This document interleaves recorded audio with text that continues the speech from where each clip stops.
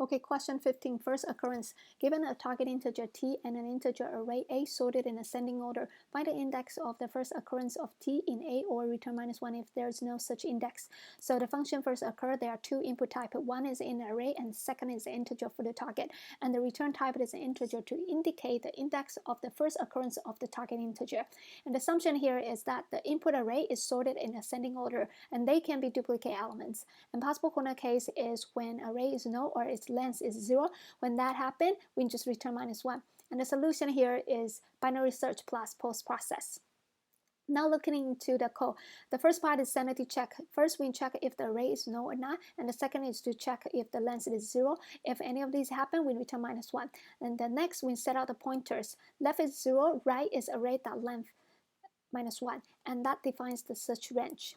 And then we set out the while loop, and the condition of the while loop is left less than right -1.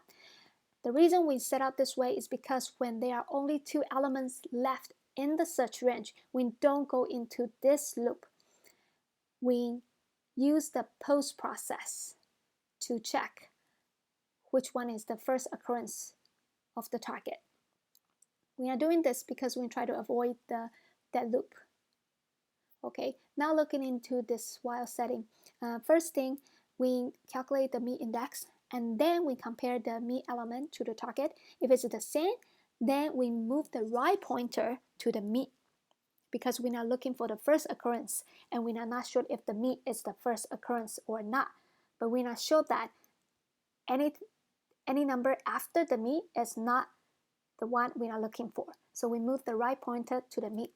And next, if the array meet is less than the target, then we know target is in the right side of the array. Then we move left pointer to meet +1. Otherwise, we move the right pointer to meet -1. And at the end, if there are only two elements left in the search range, then we get out of this loop and we do the post process. In the post process, we first check if the left element is target or not. If yes, we return left. And then we check if the right element is target or not. If yes, then we return right. If not, then at the end, we just return -1. So the time complexity of this function is log n because we reduce the search range by half in each iteration. And the space complexity is all 1 because during the iteration, we don't create a new object or new variable.